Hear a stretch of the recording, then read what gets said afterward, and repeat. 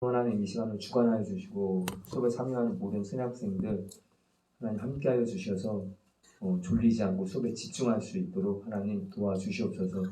사랑 많으신 예수님의 이름으로 감사드리며 기도드립니다. 아멘. 안녕하세요.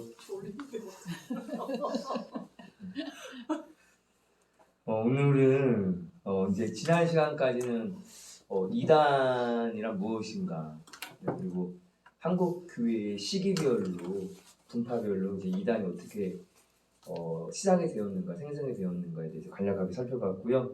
오늘은 이제 본격적으로 이단에 대해서 살펴보는 첫 번째 이제 시간인데 카톨릭에 대해서 좀 살펴보려고 해요. 그래서 이단인데 왜 카톨릭을 하지? 라고 이렇게 생각하실 수가 있어요. 근데 제가 항상 이제 이단에 대해서 다룰 때 제일 처음에 주제를 삼고 하는 부분이 이 카톨릭이거든요. 천주교. 그래서 이번 시간을 통해서 그 로마 카톨릭과 우리 개혁교회가 개혁주의 신학을 우선을 취하고 있는 우리 정통 교회가 무엇이 다른가, 그리고 카톨릭에서 주장하고 있는 또 지금 행해지고 있는 여러 가지의 내용들이 무엇이 성경에 위배되고 있는가를 한번 이제 살펴보도록 하겠습니다. 그래서 먼저 이제 나아가기 전에 잠깐 이 사진으로 간략하게 오늘 다룰 내용을 보면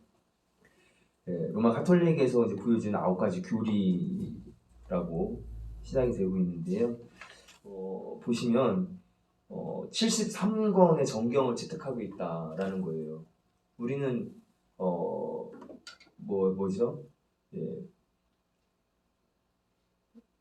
구약 39권, 그죠? 그다음에 신약 27권, 총 66권을 정경으로 보고 있잖아요. 근데 천주교에서는 신약은 이제 동일하게 27권인데 구약이 46권으로 늘어났어요. 그래서 뭐를 추가를 시켰냐? 39권의 구약에 외경 7권을 추가했다라는 것입니다. 그래서 토빗기, 유딧기, 마카베오, 상하, 지에서, 집회서, 바룩서, 이렇게 7권을 이제 추가했는데 정경 안에, 우리가 보고 있는 정경 안에 이제 외경이 들어가 있다는 거예요.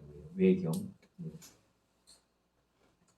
그리고 천주교에서 가장 대표적인 이제 문제가 되고 있는 것이 이제 성모 마리아에 있어서 죄가 없다라고 이제 주장을 하고 있습니다. 그래서 일평생 동안 동정녀로 지냈다. 예수님 수태할 당시 동정녀의 몸이었던 것으로 끝나는 게 아니라 그 이후에 예수님 이후에도 일평생 동안 동정녀로 지냈다. 근데 성경은 바로 반박이 되잖아요. 보시면 예수님의 육신의 그 마리아를 통해서 예수님 이후에 태어난 예수님의 그 동생들이 있잖아요. 그죠? 예. 그리고 성경에서 그 야고보서도 그 저자가 예수님의 동생인 야고보거든요. 제자 야고보가 아니라 예수님의 육신의 동생인 야고보가 그 저자예요. 그러니까 이거는 이제 성경에 바로 안 맞는 거고요. 그리고 또 원죄 없이 태어났다. 이건 말도 안 되는 거죠. 그죠? 그리고 일생 동안 죄를 범하지 않았다. 그래서 1854년 비후 9세는 뭐라고 선포를 했냐면 마리아는 원죄에 조금도 물들지 않게 보호되었다라고 하는 원죄 없는 잉태교리를 선포했다. 그러니까 이것만 보더라도 마리아를 승격화하는, 그죠? 네. 마리아의 위치가 상당한 큰 비중을 차지하는 그런 모습을 이제 보게 됩니다. 실질적으로 그 카톨릭에서는 다양한 마리아 기념일이 있다라는 거예요. 그래서 주님 복원 축일, 루드르의 복되신 동정 마리아 기념일, 파티마의 동정 마리아 기념일, 복되신 마리아 방문 축일, 성모 승천 대축일, 쭉 있어요. 이렇게 다양한 다양한 마리아에 관련된 그러한 기념일이 존재하고 있다. 그래서 여기서 눈에 또 띄는 것들은 보면 원죄 없이 잉태되신 동정 마리아 대축일 12월 8일이 이 날이다라고 지켜지고 있다라는 거고요. 그리고 또 두 번째 천주교에서 성경적으로 안 맞는 것 중에 하나가 이 교황에 대한 부분이에요. 마리아 못지않게 교황을 무엇이라고 어떻게 표현하고 있냐면 그리스도의 대리자다. 그로 인해서 교황의 이제 무류성, 무호성에 대해서 주장을 해요. 교황을 그리스도의 대리자라고 칭하고 그가 신앙과 도덕에 관한 교리를 확정적으로 선언할 때 오류가 없다.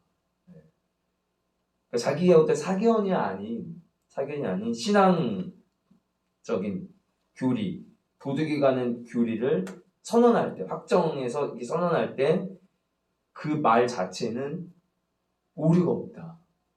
그러니까 결국은 하나님의 소리다라는 거죠. 근데 교황도 하나의 인간일 뿐이잖아요. 그죠? 그리고 대표적으로 이 카톨릭에서 주장하고 있는 것 중 하나가 이제 천국과 지옥의 중간 지대인 연옥이라고 하는 이제 개념을 도출을 시켰다라는 거예요. 근데 이 연옥이라고 하는 개념은 성경에 있지 않는, 찾아볼 수 없는 그러한 이제 부분인데, 연옥이라고 하는 것은 그럼 어떠한 의미가 있고 연옥에 들어가는 대상자는 누구며 연옥은 어떠한 역할을 하는가를 보시면 천국에 들어갈 수 있는 자격이 부족한데 그런데 지옥에 갈 정도로 큰 죄인이 아닌 자들 그러니까 지옥에 들어갈 정도로 큰 죄인은 아닌데 그렇다고 그들이 천국에 들어갈 정도로 자격이 있는 사람은 아닌 좀 어중간한 사람들, 애매모호한 사람들, 그 중간지대에 있는 사람들의 거하는 처소가 바로 연옥이다. 아직 완전히 정화되지 않은 사람들이 천국에 입성할 때 필요한 거룩함을 얻기 위해서 연옥이라고 하는 그 중간지대에서 그들의 영혼이 깨끗해지는 거룩함을 입는 장소가 연옥이다라는 거예요. 참 어떻게 이런 생각을 하는지. 그러니까 이제 이러한 구조대로라고 한다면 사후에 구원을 받을 수 있다라고 하는 논리가 성립이 되는 거죠. 죽은 후에도 얼마든지 내가 연옥에만 들어가 있다라고 한다면, 연옥에만 걸쳐 있으면 얼마든지 구원 받을 수 있는 기회가 죽은 후에도 주어진다. 라고 하는 개념이 이제 연옥교리이고요. 그리고 또 특이하게 천주교에서는 성인들에게 하는 기도, 이들의 중보는 그들의 가장 고귀한 봉사다. 성인들의 그 중보 기도에 대해서 이야기하는 거죠. 그래서 그 성인이 우리와 온 세상을 위해 중보해 주면 중보해 주도록 기도할 수 있고 또 그렇게 해야 한다 라고 믿는 거예요. 근데 이거는 물론 이제 우리 믿음의 선진들 앞서간 우리 믿음의 선진들의 그들의 믿음을 우리가 따라가고 또 그들의 이제 본받을 점을 우리가 배워가는 것은 필요하지만 존경의 어떤 차원을 넘어서서 우리가 배우고 그들의 발자취를 따라가고 하는 그러한 차원을 넘어서서 자칫 이 천주교에서는 우상 숭배와 같은 그러한 좀 경향이 이 성인들에게 하는 기도 안에 들어있다는 거예요. 그래서 상당히 좀 위험한 부분이고요. 그리고 천주교에는 7가지 지키는 예전이 있어요. 그래서 우리 교회에서는 딱 두 가지 예선을 지키잖아요. 예, 성찬과 세례. 예, 세례와 성찬 딱 두 가지 예식인데, 근데 천주교에서는 이 두 가지 세례, 성찬 외에 5가지가 또 추가가 돼서 총 7가지를 한다라는 거죠. 그래서 보시면 이제 고해성사라는 게 있고요. 예, 천주교 사제에게 죄를 고백함으로 말미암아 죄를 용서받는, 예, 그 외에 무슨 TV나 영화 같은 데 보면 성당에 들어가서 아무도 없는 그런 어디 무슨 들어가는 그 어떤 문 같은 데가 있잖아요. 그래서 들어가서 똑똑 두들기고 그 안에 선교 사제가 대기하고 있으면 이제 문을 닫고 그 반대편에서 칸막이를 하나 사이에 두고 자기의 죄를 다 이렇게 고하는, 그러면 그 천주교 사제가 듣고 이제 죄를 용서해 주는 것이 이제 고해성사. 그리고 신품성사, 사제직을 임명하는 성사. 그다음에 결혼 예식인 혼인성사. 그리고 목숨이 위급한 신자에게 고통을 덜고 구원해 주도록 베푸는 병자성사. 예. 견진성사라고 해서 세례성사 이후에 은총을 성장시키고 심화시키는 성사. 이렇게 총 7가지가 있다. 예. 이것이 또 뭐가 문제가 되는지 이제 교환을 통해서 살펴보도록 하고요. 그리고 우리 기독교에서는 성찬식이 기념설입니다. 예. 예수님께서 십자가에 달리시기 그 전에 제자들에게 떡과 이제 포도주 잔을 나누시면서 이것은 내 몸이고 내 피다, 나를 기념하라라고 말씀하셨잖아요. 그래서 이제 기념설인데 천주교에서는 화채설이라고 하는 개념을 도입을 했어요. 그래서 빵과 포도주가 실제로 주님의 몸과 피로 변한다. 그러니까 모양은 여전히 빵이고 여전히 포도주지만 그 순간, 성찬식을 하는 그 순간 그 안에 있는 외형적인 성질이 바뀌는 게 아니라 그 안에 있는 내형적인 보이지 않는 그 성분을 이루고 있는 것이 실제로 주님의 몸과 주님의 피가 된다라고 하는 화채설, 실체 변화라고 이렇게 주장을 하고 있고요. 그리고 구원의 조건이 되는 것이 이제 죄사함의 세례다. 그러니까 천주교에서는 세례를 안 받으면 이제 구원을 받을 수 없다라고 하는 이제 결론에 도달하는 거예요. 그러니까 이 세례가 구원의 수단이 되는 거죠. 그래서 세례를 통해서 원죄와 자범죄, 그러한 죄가 용서를 받고 새 사람이 된다라고 해서 세례는 구원을 위해서 반드시 필요하다라고 구원의 조건으로 세례를 주장을 합니다.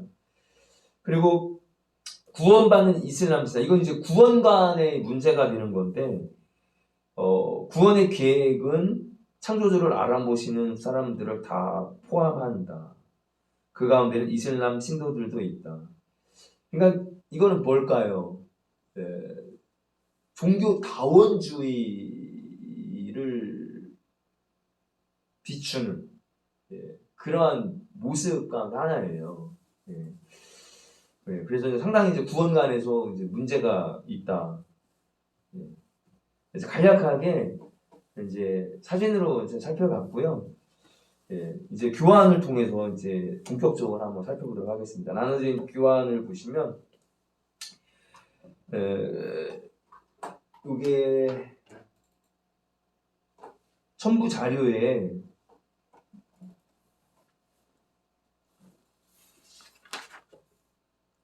도표 그 첫 번째 페이지에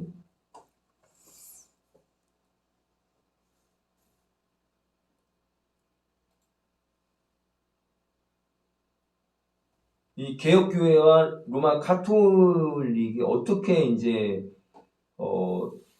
구분이 되는가에 대해서 정리를 했어요. 그래서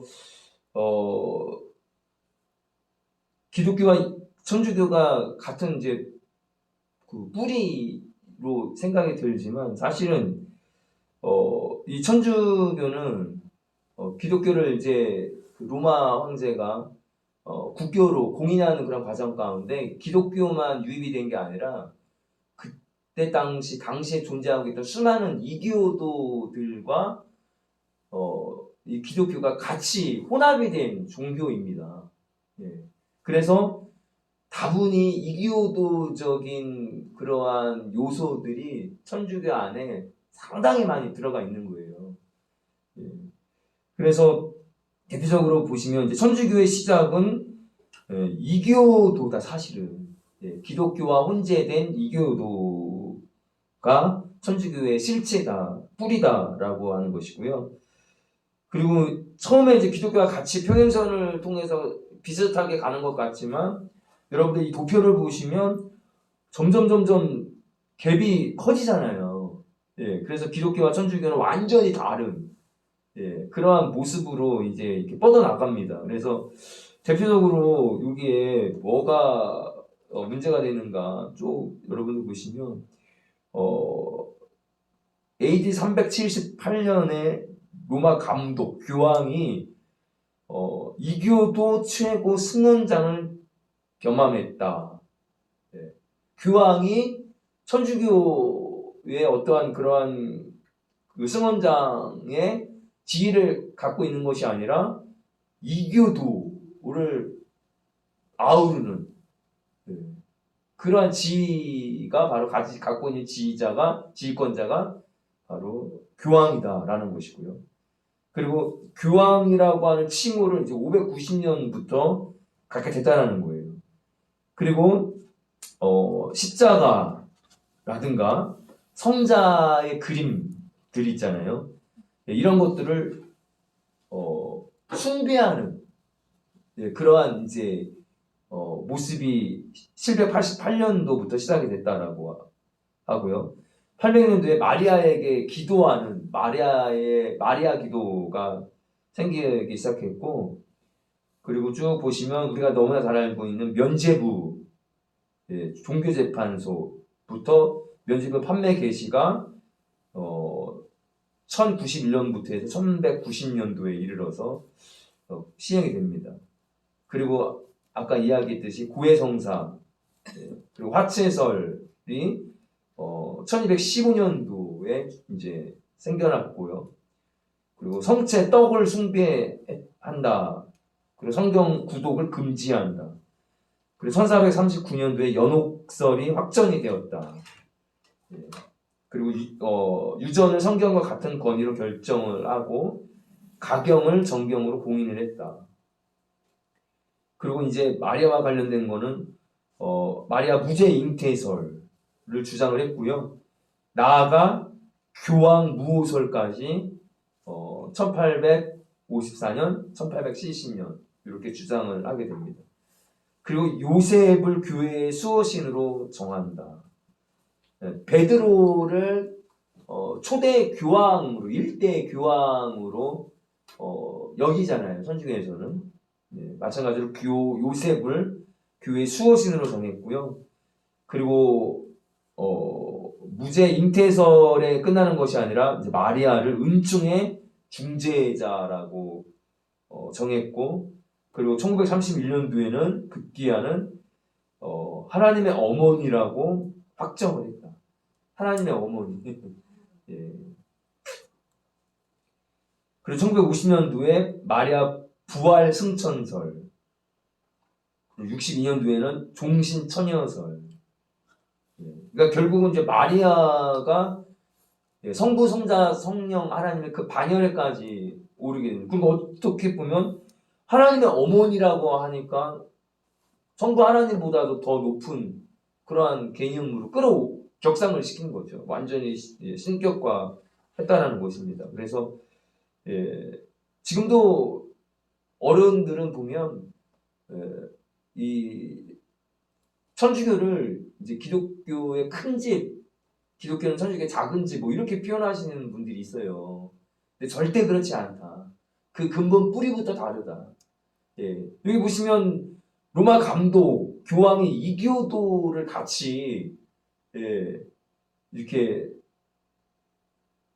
수장 역할을 했던 그걸 통해서도 우리가 알 수 있잖아요. 그러니까 성주교 안에 지금 시행되고 있는 여러 비성경적인 부분들, 이단적인 그런 부분들은 다 이교도적인 그런 요소다라는 것을 우리가 이제 반드시 알아야 한다라는 것입니다. 그리고 이 페이지에 가보시면 로마 가톨릭의 역사적 배경을 보겠습니다. AD 313년 콘스탄티누스 황제가 기독교를 국교로 공인을 하잖아요.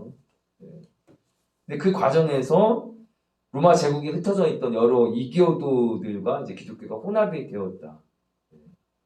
그래서 로마 가톨릭은 초대교회를 계승한 정통 기독교가 아니다라는 거예요. 우리가 반드시 이 사실을 짚고 넘어가야 해요. 그래서 역사를 거듭하면서 점점 그 이단적인 이교도적인 그러한 요소들이 변질이 되고 변형이 되고 걷잡을 수 없을 정도로 이제 기독교와는 완전히 다른 그런 모습이 되었다라는 것입니다. 그런데 로마 가톨릭이 오랜 기간 동안 이 기독교의 뿌리가 바로 로마 가톨릭이라고 하는 그런 인식을 사회 전반에 심어 주었다라는 거예요. 그런데 중요한 사실은 로마 가톨릭이 성경적인 초대교회의 전승을 이어받고 같이 간 게 아니라 오히려 기독교인들을 실질적으로 탄압하고 핍박하고 많은 수의 기독교인들을 죽였어요. 그 죽인 역사가 다 기록이 되어 있거든요. 그 자료들이.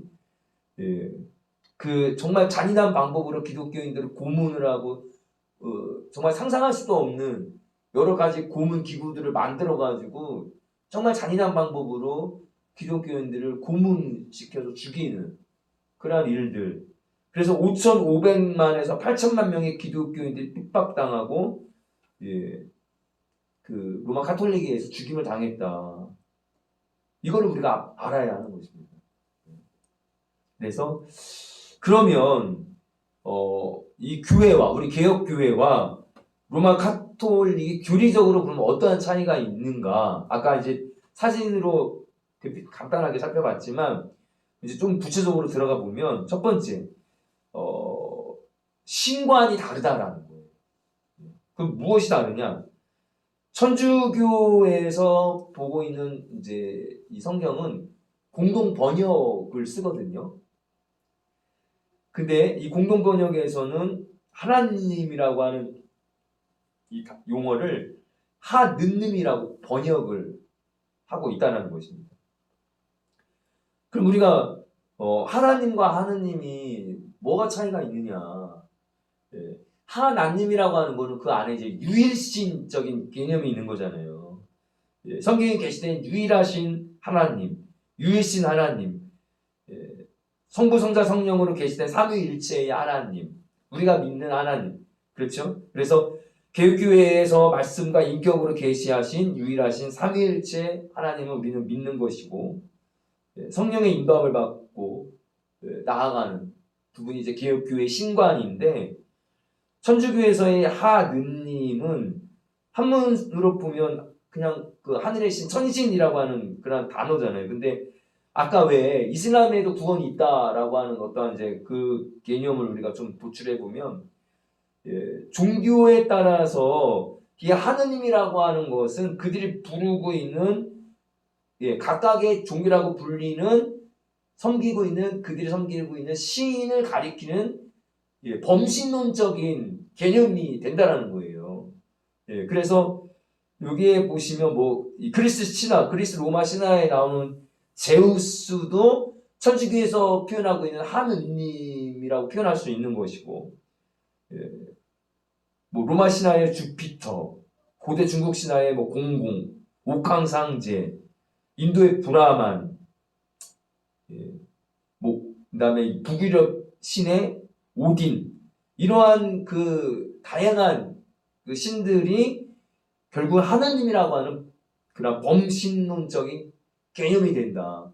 그러니까 천주교에서의 하느님은 우리 기독교에서의 하나님의 개념이 절대로 아니다라는 거예요.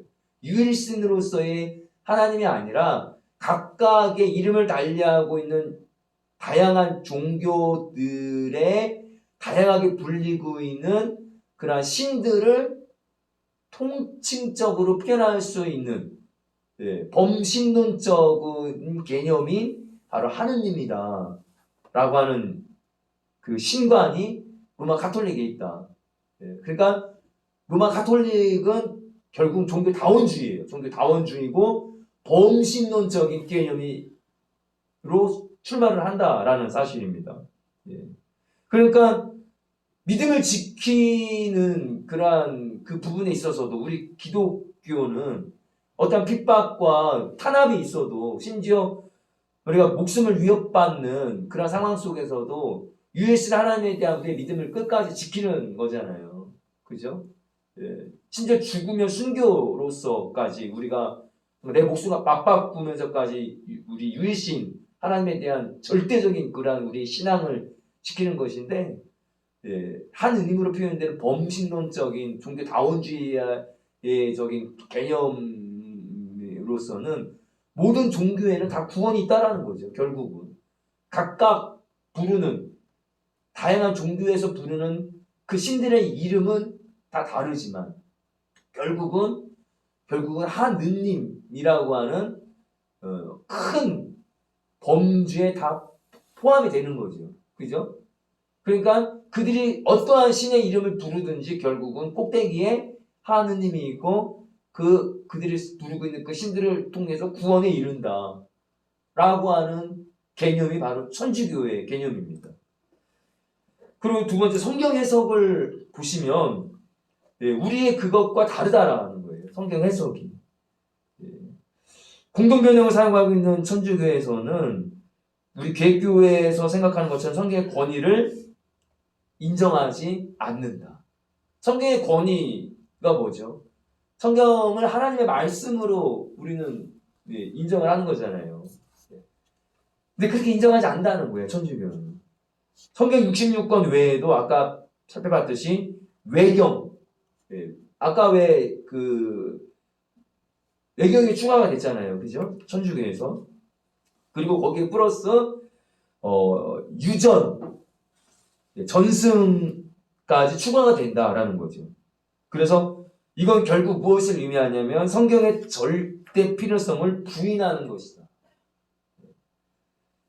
그리고 천주교는 성경이 없어도 천주교가 존재한다.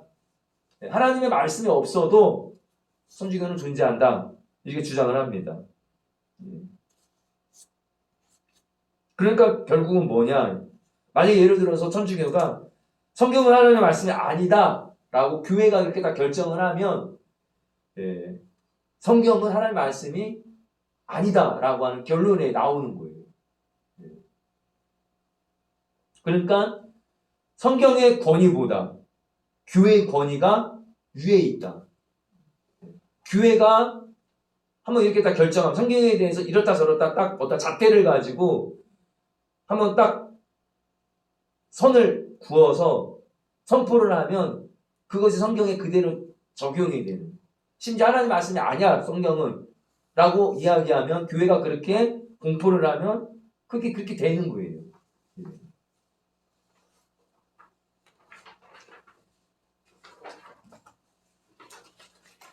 천주교는 교회의 전례를 성경의 권위 위에 올려놓았다라는 것입니다. 왜 그렇게 주장을 하냐? 성경을 제정한 것이 바로 교회이기 때문이다라고 이렇게 이야기를 한다는 거죠. 그래서 교회가 성경보다 우선이다. 교회가 성경을 제정했기 때문에 당연히 성경보다 교회가 우선이다. 그리고 초대교회 복음과 예수님의 그 사역, 예수님부터 대략 100년간의 한 1세대에 걸친 성경에 미처 기록되지 않은 그런 사실들이 이제 전승처럼 유전으로 사람의 입에서 입으로 전해져 내려오잖아요. 그러한 것들이 사실 성경에 기록된 것보다 더 많다는 거예요. 그래서 그러한 전승들을 가지고 있는 천주교의 교회가 더 온전한 교회이다. 따라서 이러한 교회의 해석과 가르침이 기록된 성경보다 더 완전하고 우위에 있다라고 이렇게 주장을 한다는 것입니다. 여러분들의 생각은 어떻습니까? 말이 안 되는 거잖아요. 그죠?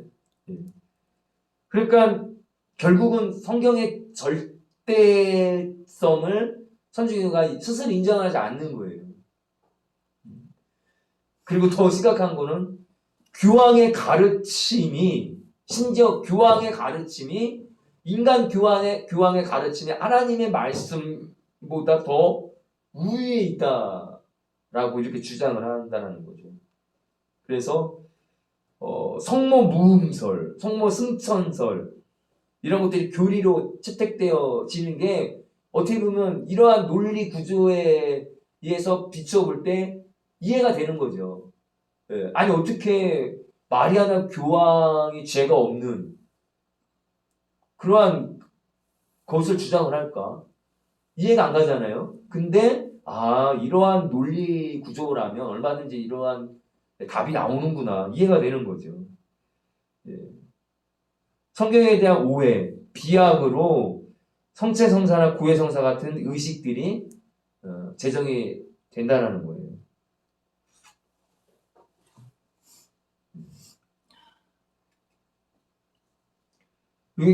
여기 프린트물 사실은 제가 뭐 강의할 필요도 없어요. 사실은 제가 이 프린트물에 정리한 거에 자세하게 기록이 되어 있거든요. 예, 그래서 저는 이제 이거를 정리해서 그냥 읽어드리는 것 뿐인 거고 여러분들이 집에 가서 다시 한번 차근차근 보시면 우리가 이제 막연하게 내가 천주교에 대해서 잘 몰랐었는데 그냥 우리 기독교와 비슷하고 성모 마리아를 그냥 인정하는 그 정도 수준으로 교황이 존재하고 그 정도 수준으로 내가 이해를 했는데 이게 진짜 정확하게 알고 나니까 완전히 이건 기독교와는 다른 비성경적인 부분들이 너무나 많이 있구나라고 하는 걸 아마 알게 되실 거예요. 그래서 제가 이단 사상을 할 때 제일 먼저 다루는 것이 로마 카톨릭이 바로 그래서 그런 거거든요.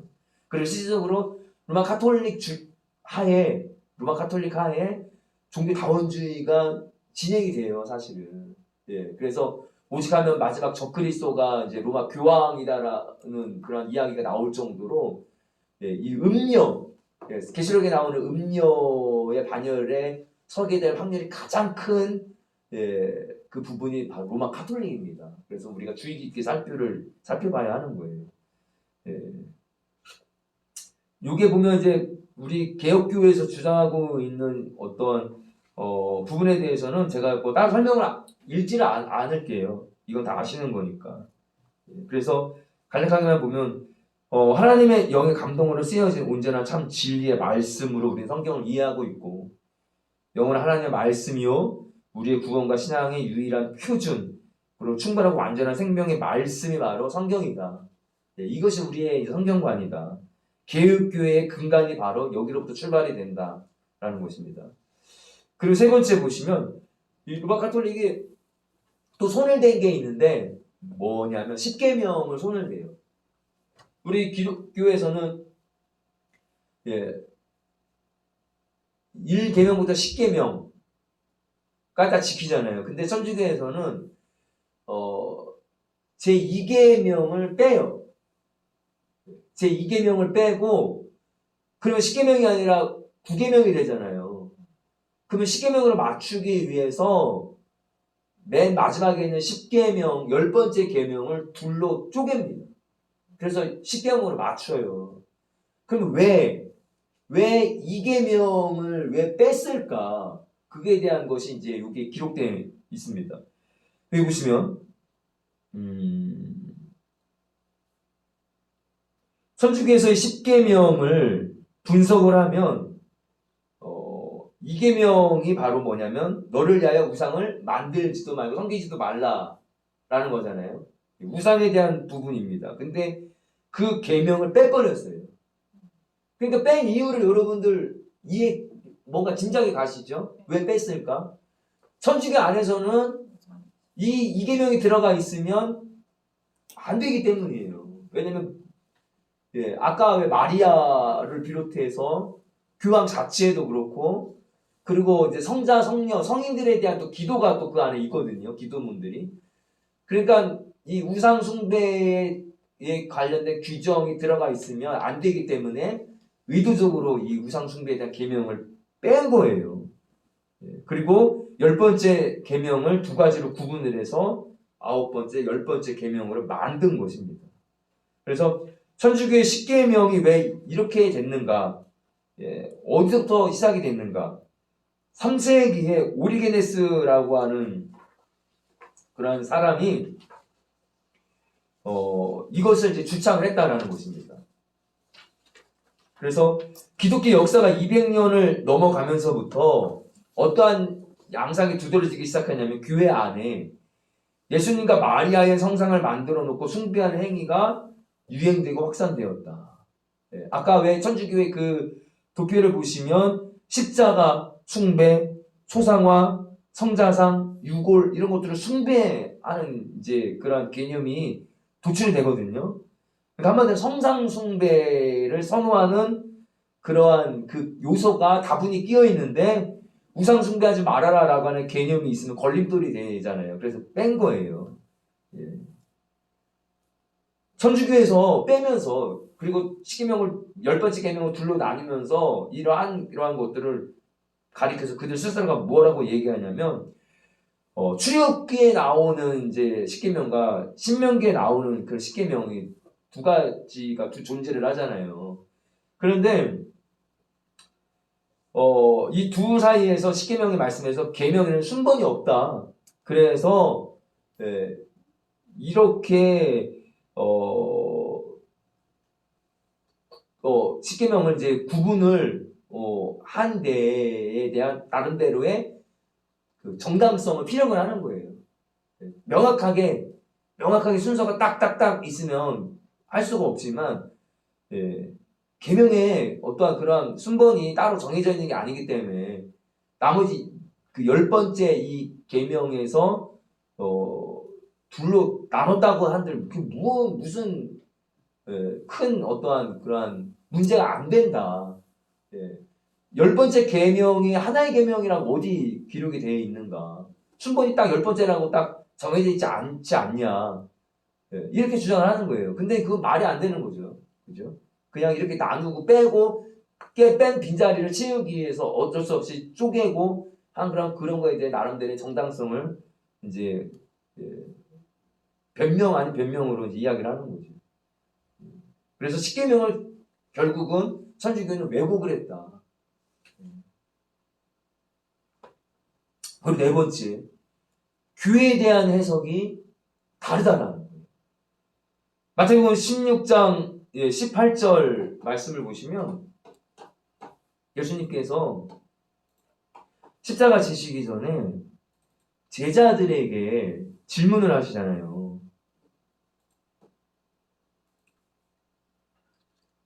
여기 보시면 예수께서 빌립보 가이사라 지방에 이르러 제자들에게 물어 이르시되 사람들이 인자를 누구라 하느냐.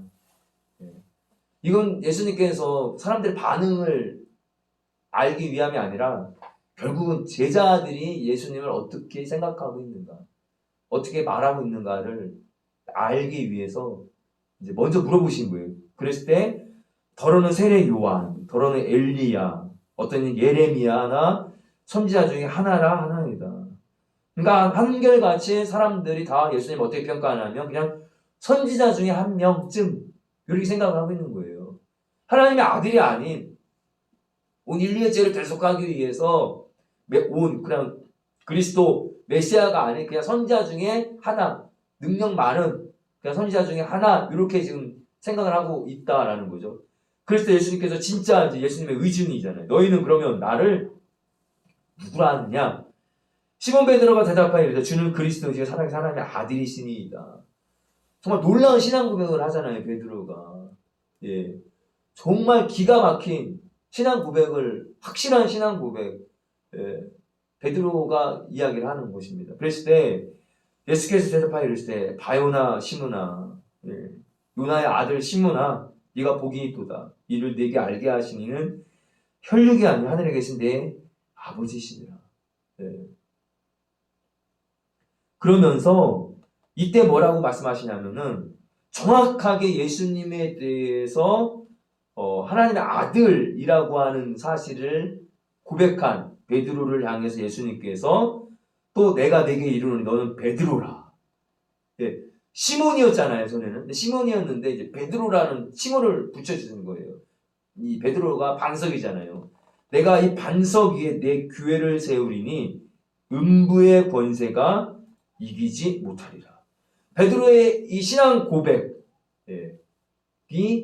결국은 그 신앙 고백 위에 주님의 교회를 세우겠다라고 하는 거죠.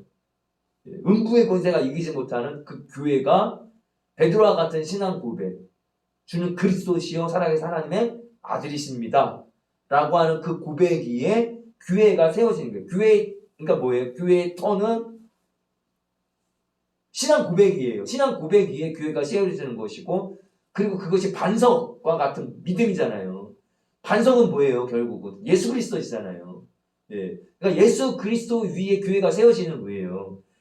그래서 근데 이 천준이가 어떻게 이거를 이제 오용을 하냐면, 내가 천국 열쇠를 네게 주리니 네가 땅에서 무엇이든지 매면 하늘에서도 매일 것이요 네가 땅에서 무엇이든지 풀면 하늘에서도 풀리리라 하시고, 이때 예수님께서 베드로에게 천국 열쇠를 주신다 라고 말씀을 하고 계세요. 그러니까 천주교에서는 이제 베드로를 제1대 초대 교황으로 보는 거예요.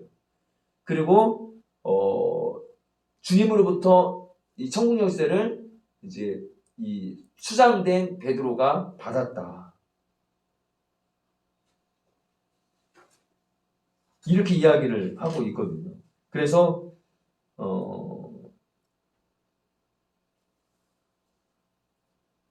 교황이 바로 천국 열쇠를 가지고 있는 것처럼 이렇게 해석을 합니다. 근데 이 부분이 말 그대로 베드로가 일대 초대 교황이 되고 천주교의 교황들이 천국 열쇠를 가지고 있는가, 천국 문을 열 수 있는, 닫을 수 있는 천국 열쇠를 교황이 가지고 있는가, 이거는 아닌 거죠. 왜냐하면 천국 열쇠라고 하는 건 말 그대로 천국을 열 수 있는 도구잖아요. 천국 열쇠를 가지고 뭐하러 천국 열쇠를 주시겠어요. 그 열쇠를 가지고 천국 문을 열고 천국에 들어가라고 하는 그런 부분이잖아요. 그러니까 베드로의 이런 신앙 고백을 통해서 예수님께서 베드로에게 천국 열쇠를 주셨단 말이에요. 그러니까 결국 베드로에게 천국 열쇠를 맡기셨고, 베드로를 시점으로 한 교황에게만 천국 열쇠를 주신 것이 아니라 베드로와 같은 오늘날 이르기까지, 앞으로에도 마찬가지고 베드로와 같은 이런 확실한 믿음과 신앙 고백을 한 사람들에게 천국에 들어갈 수 있는 구원을 허락하셨다라고 하는 거예요. 그러니까 굳이 이 천국 열쇠를 주셨다라고 하는 개념을 굳이 우리가 표현을 해보면, 이 천국 열쇠는 뭐예요? 천국 열쇠는 각각 베드로와 같은 신앙 고백을 하는 성도들 자신인 거예요. 내 자체가 천국 열쇠가 되는 거예요. 왜냐하면 천국 열쇠를 가지고 따고 들어가는 도구잖아요. 근데 천국 열쇠가 뭐냐면 베드로와 같은 그러한 주님을 향한 신앙 고백이에요. 신앙 고백 자체가 천국을 들어갈 수 있는 천국 열쇠와 같은 역할을 하는 거잖아요. 그러니까 신앙 고백을 한 성도들 개개인이 다 천국 열쇠인 거예요. 그러니까 천국 열쇠를 굳이 표현하자면, 맡겼다라고 하는 개념을 표현하면 천국 열쇠된 신앙 고백을 하는 천국 열쇠된 성도들을 누구에게 맡겼어요? 베드로 교황 뭐에게 맡긴 것이 아니라 오늘날 주의 종들, 목회자들에게 성도들을 맡기신 거잖아요. 양들을. 그죠? 그러니까 굳이 맡겼다라고 하는 표현을 굳이 쓰려면 교황에게 천국 열쇠를 주신 것이 아니라 목회자들에게 천국 열쇠를 맡긴 것이다. 천국 열쇠는 뭐냐? 물리적인 어떠한 그러한 것이 아니라 베드로와 같은 신앙 고백을 하는 성도들의 믿음의 고백이다. 그 고백 자체가 천국에 들어갈 수 있는 그러한 천국 열쇠가 가진 역할을 한다. 근데 이거를 이제 선지교회에서 교황이 가지고 있다 라고 이렇게 이야기를 하고 있는 거예요. 근데 성경 어디에도 베드로가 교황이라고 하는 것을 우리가 찾을 수 없고, 오히려 베드로 장로라는 표현을 하잖아요. 베드로 너와 같은 장로요, 이런 표현이 있잖아요. 그리고 이 말씀을 교황이 천국 열쇠를 가지고 있다라고 이렇게 해석할 수 있는 그러한 부분은 아닌 거죠. 예.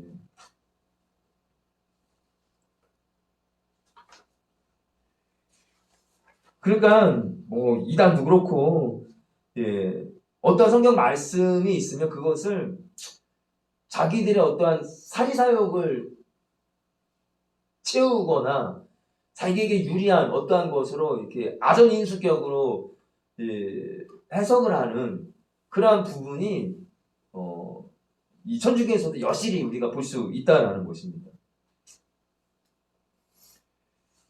그리고 다섯 번째, 마리아 숭배는 단언컨대 우상 숭배다라는 거예요. 성경은 큰 죄에서 말씀하고 있습니다. 큰 죄가 바로 뭘까요? 우상 숭배잖아요.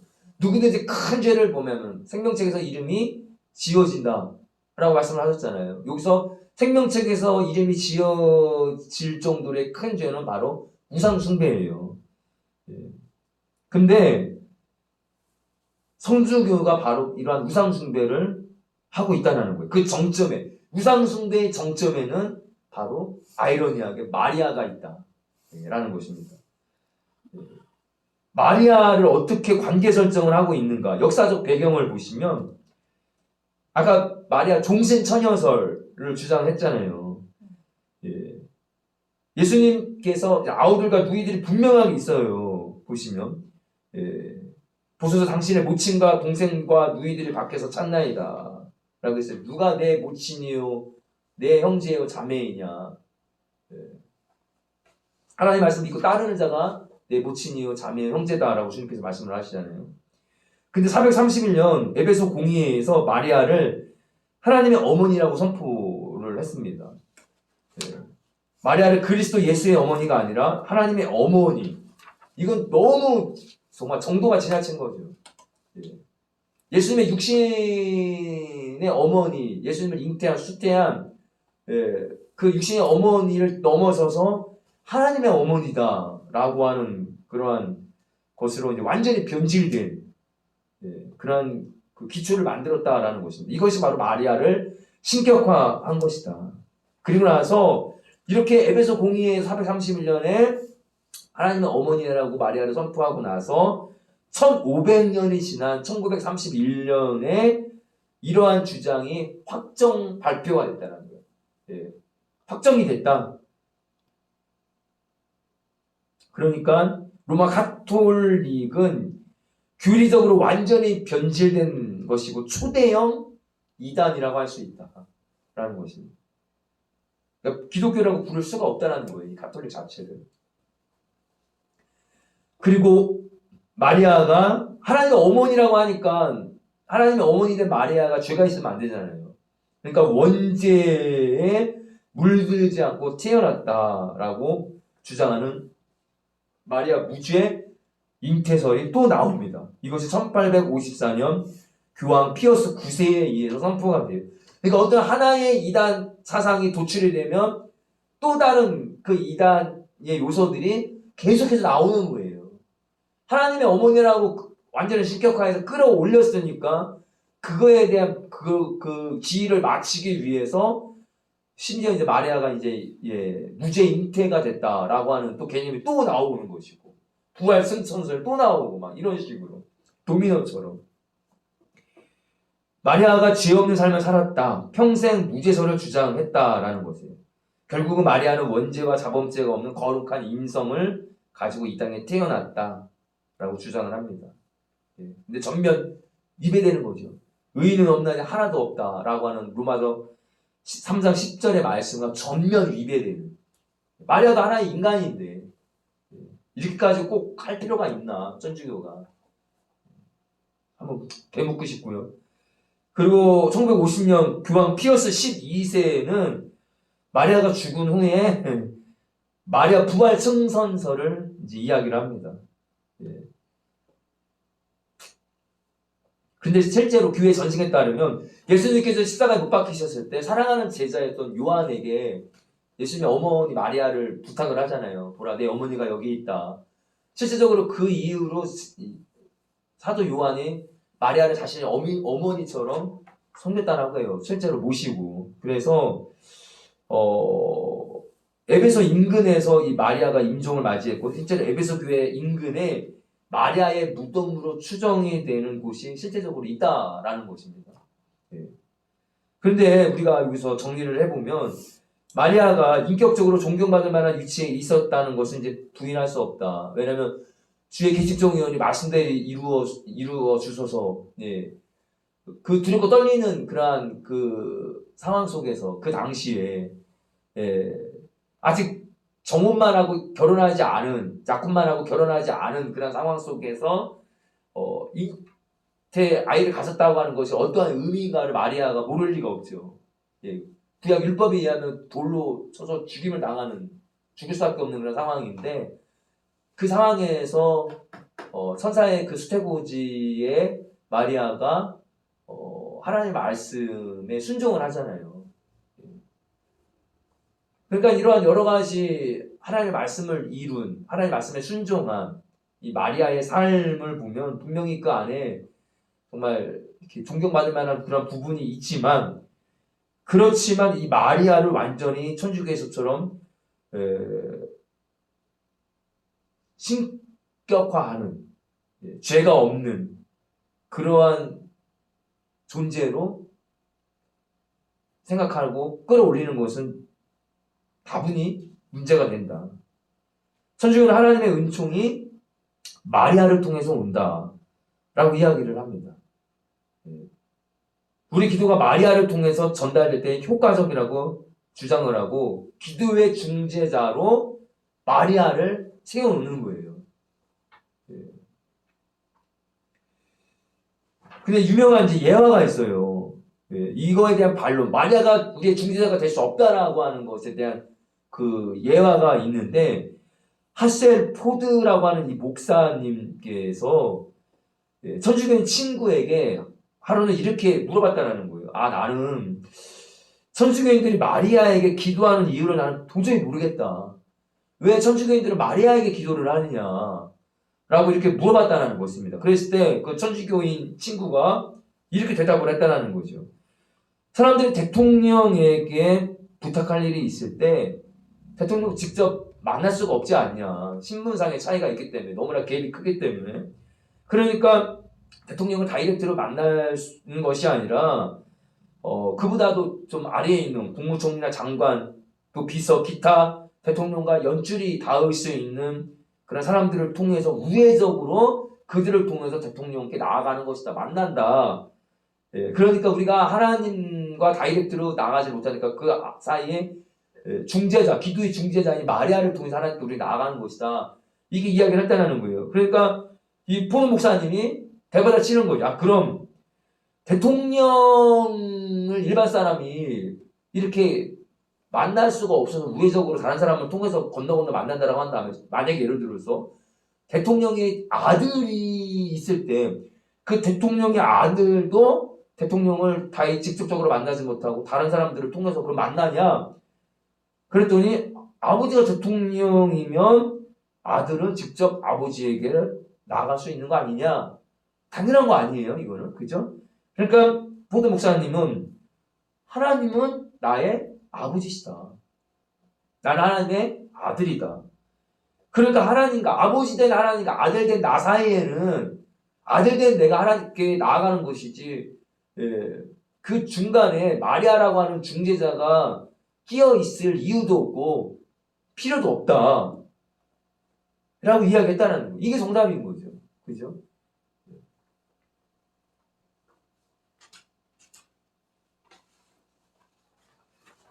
그리고 7페이지에 보시면 연옥설에 대해서 이제 나옵니다.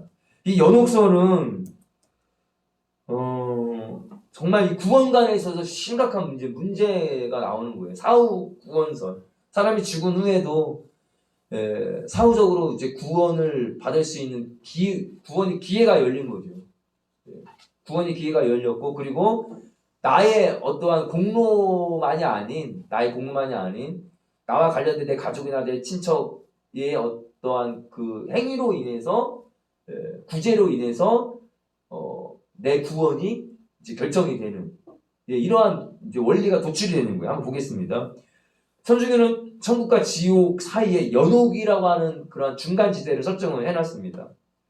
그래서 사람이 죽은 다음에 죄의 그림자도 없는 깨끗한 영혼, 죄의 그림자가 없다. 천국에 갈 수 있는 확실한 죄가 없는, 근데 죄의 그림자도 없는 사람이 어디 있어요 세상에. 그죠? 이거 자체가 말이 안 되는 거죠. 어쨌든 이렇게 죄가 없는 사람은 천국으로 가고, 그리고 큰 죄 중에서 하나님과의 관계가 회복되지 않은 사람은 지옥으로 간다. 그런데 작은 죄, 그 중간에 있는 애매모호한 죄, 불완전을 가지고 있거나 죄에 대한 적당한 보속을 완료하지 않은 그러한 아직 죄의 문제가 해결받지 못한 그러한 영혼들은 연옥이라고, 바로 지옥에 가면 억울하지 않냐. 그리고 천국에는 들어갈 수 없고 그렇다고 지옥으로 보낼 수도 없는 그런 애매모호한 사람들은 연옥에서 나머지를 이제 보속을 해야 한다. 그들은 거기서 작은 죄를 충분히 속량을 받아야 한다. 또는 그들에게 합당한 일시적인 형벌을 충분히 받기까지 불 가운데서 고통을 받게 된다. 그러니까 몸으로 때우던가. 연옥이라고 하는 곳에서 지옥불의 개념이 아닌, 연옥이라고 하는 곳에서 내가 해당되는 그 작은 죄에 대한 부분에 대한 형벌을 받든지, 아니면 그 죄를 보상할 만한, 완세할 만한, 상쇄할 만한 어떠한 것으로다가 내가 그거를 보속을 하든지, 둘 중에 하나가 되어야 된다. 그런데 그 고통의 기간들은 그들을 대신하여 연옥에가 내가 그렇게 해도 되고, 땅 위에 있는 죽지 않은 사람들이 나 대신 드리는, 매일 드리는 나를 위한, 죽은 나를 위해서 드리는 미사. 그러니까 쉽게 얘기하면 이제 제사죠. 죽은 사람에게 드리는 제사. 그리고 죽은 사람을 위해서 드리는 기도, 헌금, 그 밖에 경건한 행위로 내가 받아야 할, 내가 짊어져야 할 내 작은 죄에 대한 형벌이, 그 기간이 단축이 된다. 그러니까 만약에 예를 들어서 우리 가족이 돈이 많다. 그럼 나를 위해서 한 번에, 죽은 나를 위해서 속죄 제물을, 회개 제물을 드리면, 그것이 그 기준에 딱 차면 내가 연옥에 있다가, 당신 가족이 오늘 입금이 됐네요. 목표점에 도달했습니다. 천국에 가십시오. 이게 된다는 거예요. 여러분, 이게 말이 안 되는 거잖아요. 진짜 이거는 어떻게 이런 생각을 하냐. 그러니까 면죄부가 그때 나온 거예요. 그래서 천주교는 연옥설의 근거를 어디서 찾냐. 당연히 성경에서 못 찾으니까 유전에서 찾는 거예요. 구전 가운데, 정승에서. 그리고 그 밖에 외경인, 그들이 보고 있는 외경인 마카비하, 마태복, 고린도전서 이런 등에서 찾지만, 전혀 그들이 주장하고 있는, 근거를 잡고 있는 성경 말씀은 연옥과 관련된 말씀이 절대로 아니라는 사실. 순전히 자의적인 해석, 임의적인 해석이다라는 거예요. 천주교가 제시한 성경 구조도 논쟁할 만한 가치가 없는 그러한 말씀이고요. 그리고 연옥설은 결국 공로 사상에 근거하고 있다. 교황의 면제권, 면제부 판매, 죽은 자를 위한 미사, 죽은 자를 위한 기도와 헌금, 죽은 자를 위한 자선, 이런 모든 것들 다 비성경적인 교리로 만들어진 것이다. 그리고 연옥설의 가장 치명적인 결함은 바로 사후 구원 기회설이다. 죽은 후에도 내가 구원받을 수 있는 기회가 있다라는 것입니다. 우리가 뭐하러 이렇게 구원받기 위해 살아생전 몸부림칩니까? 죽은 후에 적당히 내가 몸부림 때우다가, 나 죽으면은 헌금해, 나 죽으면은 내 미사 드려, 나 천국 갈 수 있으니까, 이렇게 가족에게 부탁해놓고 가면 끝이잖아요. 구원을 받는데 공로가 만약에 100이라고 한다면, 어떤 사람은 60밖에 선행의 공로가 안 됐다. 그럼 연옥에 가서 40만큼 고통 당하는데, 그의 아들과 딸이 선행을 해서 40을 더해준다면 천국으로 가게 된다. 이게 뭐예요? 말씀이에요? 아니잖아요. 인본주의적인 사고가 개입되면 무엇이든지 이러한 말도 안 되는 허무맹랑한 이러한 것들이 주장이 된다. 그리고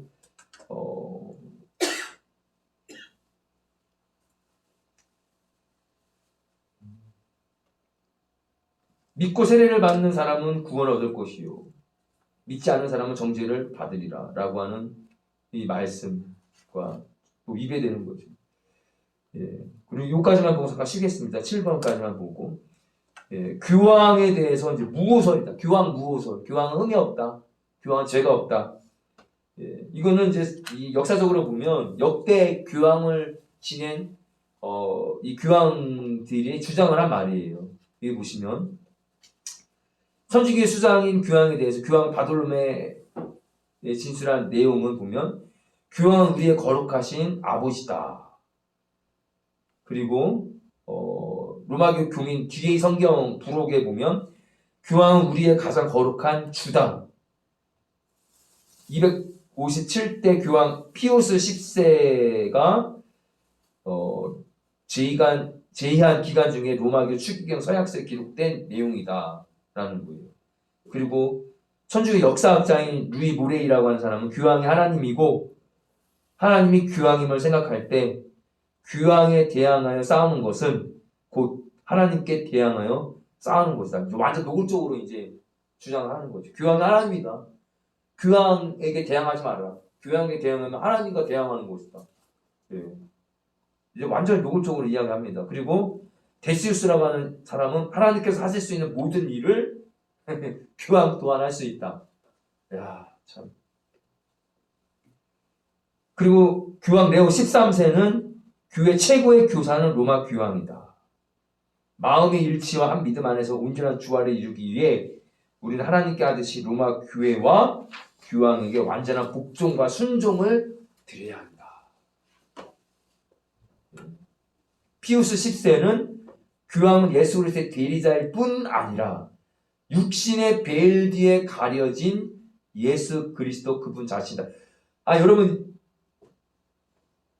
보시면 이단 지금 뭐 신천지 이만희나 기타 자기가 그리스도다 자체 그리스도라고 하는 이단들과 뭐가 달라요? 내가 하나님이다, 내가 예수다라고 하는 그 부분과 뭐가 다릅니까? 그죠? 규황이 뭐라고 말을 하면 예수 그리스도가 말한 것이다. 이렇게 이야기되는 거죠. 예. 그리고 규황 피우스 11세가 이제 규황의 무호설을 주장을 했다는 거예요. 여러분은 내가 거룩한 아버지요 지상에서 하나님의 대표자요 그리스도의 대리자임을 알고 있으니 이는 내가 지상에서의 하나님인 것을 뜻합니다. 이 땅에서 내가 하나님이다. 예.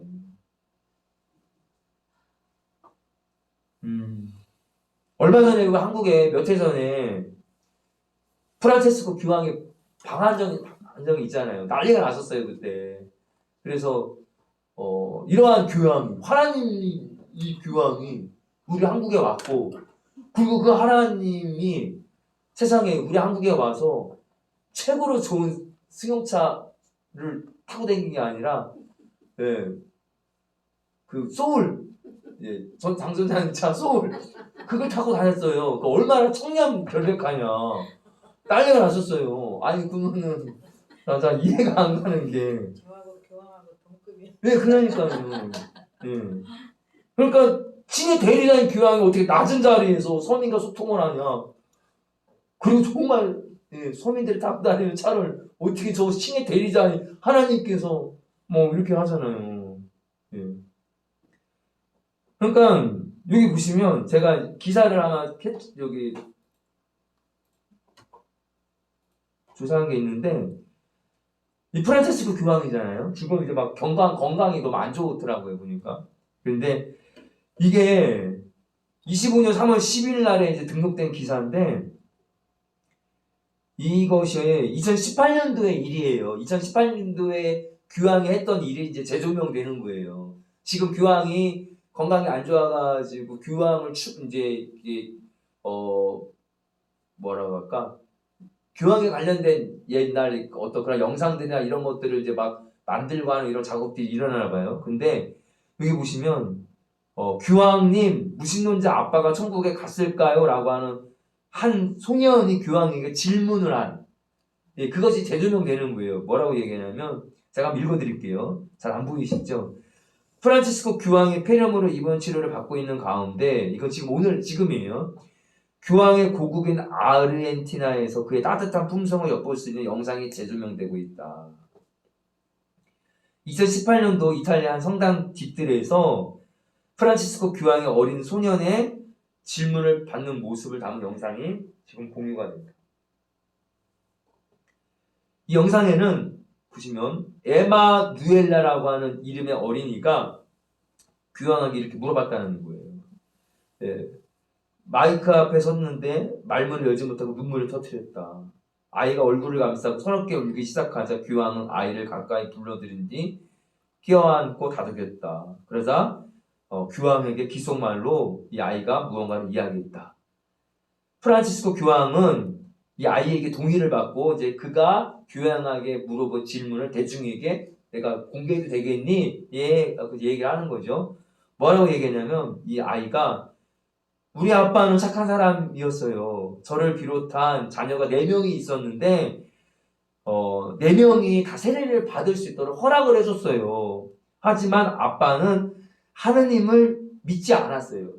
하느님을 믿지 않음에도 불구하고 나를 포함한 우리 자녀 4명이 다 세례를 받을 수 있도록 허락을 했었다. 근데 이 천주교에서는 세례가 구원의 수단이거든요. 예. 그런데 이 아빠가 얼마 전에 돌아가셨어요. 무신론자입니다. 아빠가 천국에 갔을까요? 그럼 만약에 똑같은 질문을 여러분들에게 물어본다라고 한다면 예수님 안 믿었어요. 이 아빠가. 예, 근데 교회에 다니는 아이들에게는 성당에 다니는 아이들에게는 호의적이었어요. 그래 다녀 세례도 다 받아. 예. 근데 우리 같으면은 우리의 정서대로라면은 예, 막 교회 다니는 것도 못 다니게 하고 세례 받는다고 하면 막 난리가 나잖아요. 세례 받기 전에도 막 사단 역사가 일어나고 막 난리가 아니잖아요. 지금 저희 교회도 이제 세례 받으실 분이 종료주일에 5분이나 계세요. 다 초신자들이에요. 초신자들. 제가 그래서 상당히 지금 걱정이 되는 게 제가 교회에서 아름다운 교회에서 훈련 받을 때 제가 예전 이런 세례나 어떤 성찬식을 제가 한 번 한 적이 없잖아요. 다 옆에서 목사님이 하시는 거 다 거들기만 했지. 제가 처음 해봐요. 예, 상당히 이제 저도 이제 막 기도하는 거예요. 하나님 절대 막 실수하면 안 되는데 어떻게 하죠? 막. 예, 근데 성도들한테는 내색을 안 하는 거예요. 저도 처음 해봤어요. 저도 잘 몰라요. 저도 어떻게 하는지 이렇게 내색을 못 하겠는 거예요. 예, 근데 기도해 주세요. 기도하세요. 예, 근데 문제는 세례 받기로 예정된 그 초신자들이 세례 받는 날짜가 정해지니까 완전히 막 뒤집어지는 역사가 일어나요. 그 남편이 원래 교회를 안 다니는데 그 남편이 막 건강이 또 뭐가 갑자기 막 이게 구안하사라고 했나 왜?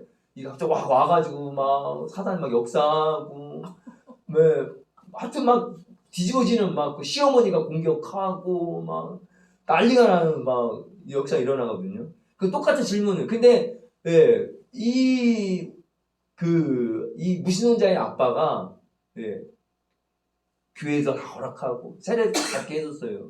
예, 근데 자기는 정작 교회를 안 나가. 예수를 안 믿어요. 근데 죽었어. 그러면 이 아이가 울면서 목사님 나한테 와가지고 목사님 우리 아빠가요 아시잖아요. 저 교회 나오게 다 허락도 해줬는데 세례도 받게 해줬는데 아빠 얼마 전에 교통사고로 돌아가셨거든요. 우리 아빠 천국 갔을까요? 그러면 예 아들의 아이야 예수님 안 믿으면 다 지옥 간다. 예. 이게 답이잖아요. 근데 그 상황에서 어떻게 나 같으면 이야기를 할 건가? 근데 이 교황이 뭐라고 얘기했냐면 이에 교황은 아들이 자신의 아버지를 좋은 사람이라고 말하는 것은 정말 아름다운 일이에요. 쉽지 않은 일이죠. 예, 요즘 아이들이 이런 아이를 뒀다면 정말 아버지는 위대한 사람이었을 것입니다. 예, 이제 처음에 이제 두루뭉실하게 좋게 얘기하는 이어 이 아버지는 신자는 아니었지만 이제 본색을 드러내요. 아이들이 세례를 받도록 했다고 강조를 한 거예요. 예, 신자는 아니었지만 아이들이 세례를 받게 해주지 않았습니까? 여러분, 교황은 하나님이 착한 사람을 저버릴 수 있다고 생각합니까? 이렇게 이 아빠가 착한데 이 착한 아빠를 하느님께서 지옥에 보냈다고 생각을 하십니까? 오히려 물어보는 거예요. 그랬을 때 여러분 하나님이 자기 자녀를 버리실 분입니까? 그랬더니 청중에게 아니요. 예. 그러니까 이에 교황은 이 아이에게 이게 바로 하느님의 답이란다. 교묘하게 빠져나가면서 내가 내 입으로 아빠 천국 갔어. 예, 예수님 안 믿어 천국 가. 이렇게 얘기한 건 아니지만 청중들의 반응을 자기의 대답으로 대신한 거예요. 그러면서 착하면 예, 교회는 예수는 안 믿었지만 착하니까 세례받게 다 해줬고 너네들 교회 다니는 거 핍박 안 했고 성당 다니는 거 핍박 안 했다 했으니까 하나님께서 이런 착한 사람을 그냥 저버릴 것 같으냐? 지옥에 보낼 것 같으냐? 청중들이 그 답이 바로 하나님의 답이다. 이게 뭐예요, 여러분? 예. 예수님 안 믿어도 구원받는다. 라고 하는 것을 이 교황이 이야기를 한 거예요. 그러면서 아버지를 위해 기도하라. 아버지를 위해 기도하라. 예, 만약에 천국에 못 갔다 하더라도 예를 들어서 연옥이 있으니까 아버지를 위해서 끊임없이 죽은 자를 위해서 기도해. 계속해서 헌금해. 계속해서 미사 드려. 그러면 이 아버지 천국 가. 또 이걸 또 암시하는 거예요. 아버지를 위해서 계속 하렴. 여러분. 이게 바로 천주교의 실체입니다. 잠깐 쉬었다가 이어서 할게요. 수고하셨습니다. 그렇습니다. 감사합니다.